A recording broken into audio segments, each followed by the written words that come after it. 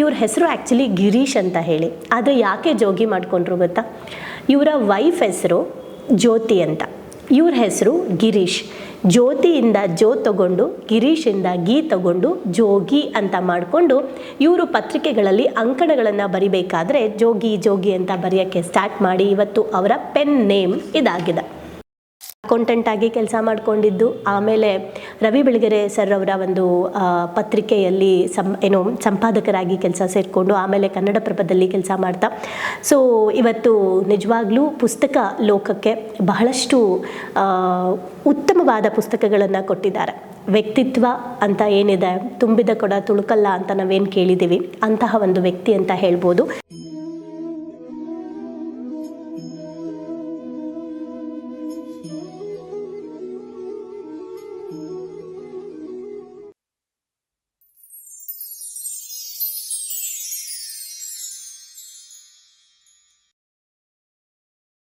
ನಮಸ್ತೆ. ಇವತ್ತು ಹೊಸ ಬುಕ್ಕನ್ನು ಸೆಲೆಕ್ಟ್ ಮಾಡ್ತಾ ಇದ್ದೀವಿ ಆ್ಯಂಡ್ ನೀವೆಲ್ಲರೂ ಕಾಯ್ತಾ ಇದ್ದೀರಾ ಇದು ಯಾವ ಬುಕ್ ಅಂತ ಅಲ್ವಾ? ಇವತ್ತು ನಾವು ಸೆಲೆಕ್ಟ್ ಮಾಡ್ಕೊಂಡಿರೋ ಬುಕ್ಕು, ಈ ಬುಕ್ ಹೆಸರು ಕೇಳಿದ ತಕ್ಷಣ ತುಂಬ ಜನಕ್ಕೆ ಇದೇನಪ್ಪ ಇದುವರೆಗೂ ನಮ್ಗೆ ಹೇಳಿರೋದೇ ಬೇರೆ, ಈಗ ನಾವು ಕೇಳ್ತಾ ಇರೋದೇ ಬೇರೆ ಅಂತ ಅನ್ನಿಸ್ಬೋದು. ಬಟ್ ನಿಜಕ್ಕೂ ಈ ಒಂದು ಬುಕ್ಕನ್ನ ಬರೆದಿರೋರ ಬಗ್ಗೆನೂ ನಾನು ಹೇಳ್ತೀನಿ ಆ್ಯಂಡ್ ಅವರ ಥಾಟ್ಸ್ ಹೇಗಿದೆ ಅಂತ ಕೂಡ.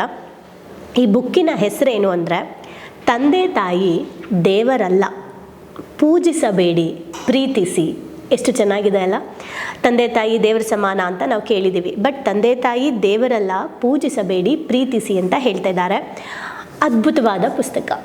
ತಂದೆ ತಾಯಿ ದೇವರಲ್ಲ, ಓಕೆ, ಪೂಜಿಸಬಾರ್ದು ಪ್ರೀತಿಸಬೇಕು. ಹಾಗಿದ್ರೆ ಏನು ನಮ್ಮ ಜೀವನದಲ್ಲಿ ಇವಾಗ ಏನು ಬಗ್ಗೆ ನಾವು ತಿಳ್ಕೊಬೇಕು? ತಂದೆ ತಾಯಿ ಬಗ್ಗೆ ನಾವು ತಿಳ್ಕೊಳ್ತೀವ ಅಥವಾ ತಂದೆ ತಾಯಿಗಳು ಮಕ್ಕಳ ಬಗ್ಗೆ ತಿಳ್ಕೊಳ್ತಾರ? ಓವರಾಲ್ ನನಗೆ ಈ ಬುಕ್ಕಲ್ಲಂತೂ ಬಹಳ ಇಷ್ಟ ಆಗಿದ್ದು ನಮ್ಮ ಲೈಫ್ನ ಎಲ್ಲ ದೃಷ್ಟಿಕೋನಗಳಲ್ಲೂ ನೋಡೋದ್ರಿಂದ ಏನೆಲ್ಲ ನಮ್ಮ ಜೀವನ ಇಂಪ್ರೂವ್ಮೆಂಟ್ ಆಗುತ್ತೆ ಅನ್ನೋದು. ಹಾಗೆ ಇದನ್ನು ಬರೆದಿರೋರು ಯಾರು ಅಂದರೆ ಜೋಗಿ ಅಂತ ಹೇಳಿ ಇವರ ಹೆಸರೇ ತುಂಬ ವಿಭಿನ್ನವಾಗಿದೆ ಅಲ್ಲ, ಜೋಗಿ.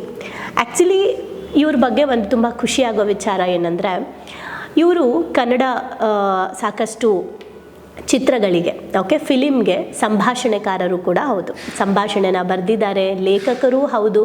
ಹಾಗೆ ದಿನಪತ್ರಿಕೆಗಳಲ್ಲಿ, ವಾರಪತ್ರಿಕೆಗಳಲ್ಲಿ ಅಂಕಣಗಳನ್ನು ಕೂಡ ಬರಿತಾ ಇದ್ರು ಆ್ಯಂಡ್ ಈಗಲೂ ಬರಿತಾ ಇರ್ತಾರೆ. ಹಾಗೆ ಇವರು ಡೈರೆಕ್ಟರ್ ಕೂಡ, ಅಂದರೆ ನಿರ್ದೇಶಕರು ಕೂಡ, ಹಾಗೆ ಸಂಭಾಷಣೆಕಾರರು ಕೂಡ. ಆ್ಯಂಡ್ ಇವ್ರದ್ದು ನನಗೆ ಬಹಳ ಇಷ್ಟ ಆಗಿದ್ದು ಬುಕ್ಗಳ ಬಗ್ಗೆ ಅಂದರೆ, ನಾನು ಬುಕ್ಕನ್ನು ತೊಗೊಳಕ್ಕೆ ಹೋದಾಗ ಆ ಬುಕ್ಕಿನ ಹೆಸರುಗಳು ವಿಭಿನ್ನವಾಗಿತ್ತು. ಓಕೆ, ನಾರ್ಮಲಿ ನಿಮ್ಗೆ ಗೊತ್ತು, ನೀವು ಏನು ನೋಡ್ತಾ ಇದ್ದೀರಾ ಎಲ್ಲ ಬುಕ್ಗಳ ಹೆಸರುಗಳು ಕೂಡ ವಿಭಿನ್ನವಾಗಿರೋದೇ ನಾವು ಸೆಲೆಕ್ಟ್ ಮಾಡ್ಕೊಳ್ತಾ ಇರೋದು. ಯಾಕಂದರೆ ಹೆಸರನ್ನ ನೋಡಿ ಇದರಲ್ಲಿ ಏನೋ ಇದೆ ಅಂದ್ಕೊಂಡು ಹೋಗ್ಬಿಡ್ತಾರೆ, ಬಟ್ ಆ ಹೆಸರೇ ನಮಗೆ ಕ್ಯಾಚಿ ಆಗಿರಬೇಕು ಅಂತ. ಜೋಗಿ ಇವ್ರ ಬಗ್ಗೆ ಹೇಳೋದಾದರೆ, ಇವ್ರ ಹೆಸರು ಆ್ಯಕ್ಚುಲಿ ಗಿರೀಶ್ ಅಂತ ಹೇಳಿ. ಆದರೆ ಯಾಕೆ ಜೋಗಿ ಮಾಡಿಕೊಂಡ್ರು ಗೊತ್ತಾ? ಇವರ ವೈಫ್ ಹೆಸರು ಜ್ಯೋತಿ ಅಂತ. ಇವ್ರ ಹೆಸರು ಗಿರೀಶ್. ಜ್ಯೋತಿಯಿಂದ ಜೋ ತಗೊಂಡು ಗಿರೀಶಿಂದ ಗೀ ತಗೊಂಡು ಜೋಗಿ ಅಂತ ಮಾಡಿಕೊಂಡು ಇವರು ಪತ್ರಿಕೆಗಳಲ್ಲಿ ಅಂಕಣಗಳನ್ನು ಬರಿಬೇಕಾದ್ರೆ ಜೋಗಿ ಜೋಗಿ ಅಂತ ಬರೆಯೋಕ್ಕೆ ಸ್ಟಾರ್ಟ್ ಮಾಡಿ ಇವತ್ತು ಅವರ ಪೆನ್ ನೇಮ್ ಇದಾಗಿದೆ. ಅಂದರೆ ಅವ್ರನ್ನ ಗುರ್ತಿಸೋದೆ ಜೋಗಿ ಅವರು ಅಂತ. ಎಷ್ಟು ಒಳ್ಳೆ ಹಸ್ಬೆಂಡ್ ಅಂತ ಇದರಲ್ಲೇ ಗೊತ್ತಾಗುತ್ತೆ, ಎಷ್ಟು ಒಳ್ಳೆ ವ್ಯಕ್ತಿತ್ವ ಅಂತ ಇದರಲ್ಲೇ ಗೊತ್ತಾಗುತ್ತೆ ಅಲ್ವಾ? ಯಾರಾದರೂ ಈ ರೀತಿ ತುಂಬ ಅಪರೂಪಕ್ಕೆ ಸಿಗೋದು ಈ ಥರ ವ್ಯಕ್ತಿತ್ವ ಇರೋರು. ಹಾಗಿದ್ರೆ ಅವ್ರ ಹೆಂಡತಿನ ಎಷ್ಟು ಪ್ರೀತಿಸ್ತಾ ಇರ್ಬೋದು, ಸಂಬಂಧಗಳಿಗೆ ಎಷ್ಟು ಅವ್ರ ಗೌರವ ಕೊಡ್ಬೋದು, ಆ್ಯಂಡ್ ಎಷ್ಟು ಅದ್ಭುತವಾದ ಆಲೋಚನೆ ಇರೋರು ಇವರಾಗಿರಬಹುದು ಅಲ್ವಾ? ಆ್ಯಂಡ್ ಇವರ ಬುಕ್ಗಳಲ್ಲಿ ನಾನು ಒಂದು 3 ಬುಕ್ಕನ್ನ ಓದಿದ್ದೀನಿ ಆಲ್ರೆಡಿ. ನಾನು ಅದನ್ನು ಹೇಳ್ತೀನಿ ಯಾವ್ಯಾವುದು ಅಂತ. ಲೈಫ್ ಇಸ್ ಬ್ಯೂಟಿಫುಲ್, ಕಣ್ಬಿಟ್ಟು ನೋಡ್ರಿ ಬುಕ್ ಇದೆ, ಇವರ ಬುಕ್. ನೀವು ಅದನ್ನು ತಗೊಂಡು ಓದ್ಬೋದು, ತುಂಬ ಚೆನ್ನಾಗಿದೆ. ಲೈಫ್ ಈಸ್ ಬ್ಯೂಟಿಫುಲ್, ಕಣ್ಬಿಟ್ಟು ನೋಡ್ರಿ ಅಂತ ಇದೆ. ಓಕೆ, ದೇವರನ್ನು ನಂಬಬೇಡಿ, ದೇವರು ನಿಮ್ಮನ್ನು ನಂಬುವಂತೆ ಬದುಕಿ. ಹೇಗಿದೆ ನೋಡಿ, ನಾವು ಯಾವಾಗಲೂ ದೇವ್ರನ್ನ ನಂಬಿ ಅಂತೀವಿ, ಅಲ್ಲ, ದೇವ್ರನ್ನ ನಂಬೇಡಿ, ನಿಮ್ಮನ್ನು ದೇವ್ರು ನಂಬೋ ಹಾಗೆ ನೀವು ಬದುಕಿ ಅಂತ ಹೇಳಿರೋದು. ಆ್ಯಂಡ್ ಅದು ಒಂಥರ ಸ್ಟೋರಿ ಥರ ಇದೆ. ಆ್ಯಂಡ್ ಆ ಬುಕ್ಕನ್ನ ನಾನು ಓದಿದ್ದೀನಿ, ತುಂಬ ಮೈಂಡ್ ಓಪನ್ ಆಯಿತು. ಲೈಕ್ ಮೂಢನಂಬಿಕೆಗಳು ಅಥವಾ ಹೇಗೆ ನಾವು ಬದುಕಬೇಕು, ದೇವ್ರು ನಮ್ಮನ್ನು ನಂಬಬೇಕು ಅಂದರೆ ಅನ್ನೋದನ್ನು ಆ ಬುಕ್ಕಲ್ಲಿ ನಾನು ಓದಿದ್ದೀನಿ. ಆ್ಯಂಡ್ ಸಾವು ಅಂತ ಹೇಳಿ ಇವ್ರದ್ದೊಂದು ಬುಕ್ ಇದೆ, ಸಾವು ಅಂತ. ಓಕೆ, ಸಾವು, caption the art of dying. ಇದನ್ನು ನಾನು ಓದಿಲ್ಲ, ಸೊ ನಾನು ತಗೋಬೇಕು ಅಂತ ಇದ್ದೀನಿ. ಓಕೆ, ನೆಕ್ಸ್ಟು ಭಗ್ನ ಪ್ರೇಮಿಯ ಅಪೂರ್ಣ ಡೈರಿ. ಹೇಗಿದೆ ನೋಡಿ, ಅಪೂರ್ಣ ಡೈರಿ, ಭಗ್ನ ಪ್ರೇಮಿಯ ಅಪೂರ್ಣ ಡೈರಿ. ಇನ್ನು ಸಾಕಷ್ಟು ಕತೆ ಕಾದಂಬರಿಗಳನ್ನು ಬರೆದಿದ್ದಾರೆ, 20ಕ್ಕೂ ಹೆಚ್ಚು ಪುಸ್ತಕಗಳನ್ನು ಬರೆದಿದ್ದಾರೆ. ಒಂದು ಕನ್ನಡ ಚಿತ್ರ ಸಂಭಾಷಣಕಾರರಾಗಿ ಮಾಡಿರೋದಕ್ಕೆ ಇವ್ರಿಗೆ ರಾಜ್ಯ ಪ್ರಶಸ್ತಿ ಕೂಡ ಬಂದಿದೆ. ಆ್ಯಂಡ್ DD ಚಾನೆಲ್ ಆಗಿರ್ಬೋದು, ಇವರ ಇಂಟರ್ವ್ಯೂ ತುಂಬ ಜನ ತಗೊಂಡಿದ್ದಾರೆ. ಆ್ಯಂಡ್ ಈ ವ್ಯಕ್ತಿ ಬಗ್ಗೆ ನನಗೆ ತುಂಬ ಇಷ್ಟ ಆಗಿದ್ದು ಇನ್ನೊಂದು ಅಂಶ ಏನಂದರೆ, ಬಹಳಷ್ಟು ಎತ್ತರಕ್ಕೆ ಬೆಳೆದಿರೋ ವ್ಯಕ್ತಿ, ಬಹಳಷ್ಟು ಜನಕ್ಕೆ ಪರಿಚಯ ಇರುವಂಥ ವ್ಯಕ್ತಿ. ಅವರವರ ಕ್ಷೇತ್ರದಲ್ಲಿ ಇವ್ರ ಮೇಲೆ ಬಹಳ ಅಭಿಮಾನ ಇದೆ.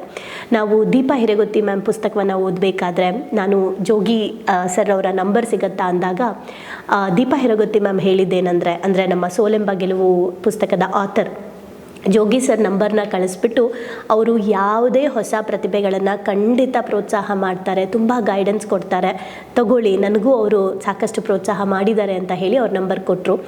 ಯಾರೇ ಆಗಿರ್ಬೋದು, ಇಷ್ಟು ಎತ್ತರಕ್ಕೆ ಬೆಳೆದಿರೋ ವ್ಯಕ್ತಿಗೆ ನಾನು ಮೆಸೇಜ್ ಮಾಡಿದಾಗ ಒಂದು ಚೂರು ಅವ್ರು ಏನು ಅಂದ್ಕೊಳ್ದೆ ಇದನ್ನು ನೋಡಿ, ನಮ್ಮ ಯೂಟ್ಯೂಬ್ ಚಾನಲ್ನ ನೋಡಿ ನಿಮಗಿದು ಓಕೆ ಅಂತ ಅನಿಸಿದ್ರೆ ನಾನು ನಿಮ್ಮ ಪುಸ್ತಕನ ಆಯ್ಕೆ ಮಾಡ್ಕೋಬೋದಾ ಅಂತ ಕೇಳಿದಾಗ ಅವರು ಖಂಡಿತ ಆಯ್ಕೆ ಮಾಡ್ಕೋಬೋದು, ಒಳ್ಳೆಯದಾಗಲಿ, ಒಳ್ಳೆ ಕೆಲಸ ಮಾಡ್ತಾ ಇದ್ದೀರಾ ಅಂತ ಹೇಳಿ ಮೆಸೇಜ್ ಮಾಡಿದ್ರು. ಯಾವ ಪುಸ್ತಕ ತೊಗೊಂಡಿದ್ದೀರಾ ಅಂತ ಕೇಳಿದ್ರು, ಈ ಪುಸ್ತಕ ಅಂತ ಹೇಳಿದೆ.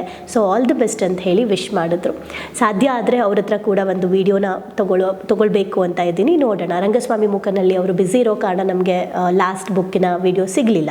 ಓಕೆ, ಸೊ ಇವರು ಕೂಡ ಅಂದರೆ ಎಷ್ಟು ಸಿಂಪಲ್ ವ್ಯಕ್ತಿಗಳು ಅಂತ ನಾನು ಯಾವಾಗಲೂ ಹೇಳ್ತಾ ಇದ್ದೆ, ಆಥರ್ಸ್ಗಳಲ್ಲಿರುವಂತಹ ಸಹಜತೆ, ಸರಳತೆ ಬಹಳ ಕಲಿಯೋದಿದೆ ನಾವು. ಅದಕ್ಕೆ ಅನಿಸುತ್ತೆ ಸರಸ್ವತಿ ಇದ್ದ ಕಡೆ ಲಕ್ಷ್ಮಿ ಇರ್ತಾರೆ, ಆ್ಯಂಡ್ ಸರಸ್ವತಿ ಇದ್ದ ಕಡೆ ನಾವು ವಿನಯದಿಂದ ಕೂಡ ಇರಬೇಕು.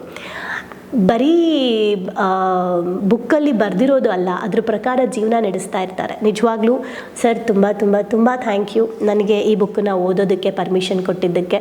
ನಿಮ್ಮ ಬಗ್ಗೆ ಮುಂಚೆಯಿಂದನೂ ನನಗೆ ಬಹಳ ಗೌರವ ಇದೆ. ನಿಮ್ಮ ಪುಸ್ತಕಗಳನ್ನು ನಾನು ಓದ್ತಾ ಇದ್ದೆ. ಹಾಗೆ ಜೋಗಿ ಸರ್ನ ನಾನು ನೇರವಾಗಿ ಕೂಡ ಭೇಟಿ ಮಾಡಿದ್ದೀನಿ, ಹೋಗಿ ಅವ್ರ ಹತ್ರ ಮಾತಾಡಿದ್ದೀನಿ. ಬಿಕಾಸ್ ಮಾತಾಡಿದಾಗ ಯಾವ ಚಾನಲ್ಲು, ಓಕೆ ಯಾವ ಥರ ಪುಸ್ತಕಗಳನ್ನ ಓದ್ತಾ ಇದ್ದೀರಾ, ನಿಮ್ಮ ಪುಸ್ತಕಗಳನ್ನು ಓದಿದ್ದೀನಿ ಅಂದಾಗ ಯಾವ್ಯಾವುದು ಅಂತೆಲ್ಲ ನಿಂತ್ಕೊಂಡು ಮಾತಾಡಿದ್ರು.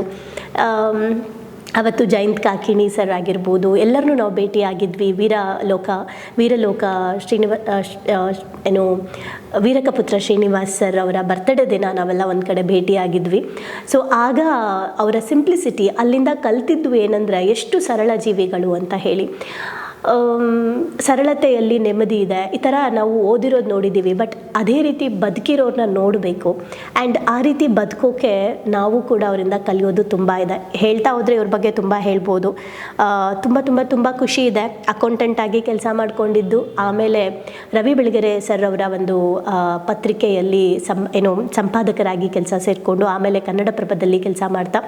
ಸೊ ಇವತ್ತು ನಿಜವಾಗ್ಲೂ ಪುಸ್ತಕ ಲೋಕಕ್ಕೆ ಬಹಳಷ್ಟು ಉತ್ತಮವಾದ ಪುಸ್ತಕಗಳನ್ನು ಕೊಟ್ಟಿದ್ದಾರೆ.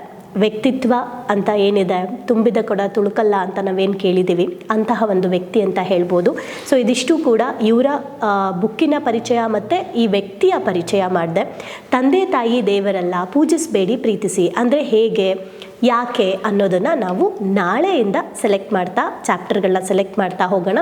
ಹಾಗೆ ಇದರಲ್ಲಿರೋ ಚಾಪ್ಟರಲ್ಲಿ ನಾನು ಕೆಲವು ಚಾಪ್ಟರ್ಗಳನ್ನು ಮಾತ್ರ ಓದ್ತೀನಿ, ಯಾಕಂದರೆ ಇದೊಂದು ಪುಟಾಣಿ ಬುಕ್ಕು. ಹಾಗಾಗಿ ಒಂದು 5 ಚಾಪ್ಟರ್ಗಳನ್ನು ನಾನು ಓದಬಹುದು ಮೋಸ್ಟ್ಲಿ. ಸೊ ಖಂಡಿತ ಅದರಿಂದ ನಿಮ್ಮ ಲೈಫ್ ಹೇಗೆ ಬದಲಾವಣೆ ಆಗುತ್ತೆ ಅನ್ನೋದನ್ನು ನೀವು ಕಮೆಂಟ್ ಮಾಡಿ ತಿಳಿಸ್ತಾ ಹೋಗಿ. ಆ್ಯಂಡ್ ರೆಡಿಯಾಗಿ ಈ ಬುಕ್ಕಿನ ಒಂದು ಅದ್ಭುತವಾದ ಜರ್ನಿಗೆ, ಜೀವನದ ಪರಿವರ್ತನೆಗೆ. Thank you.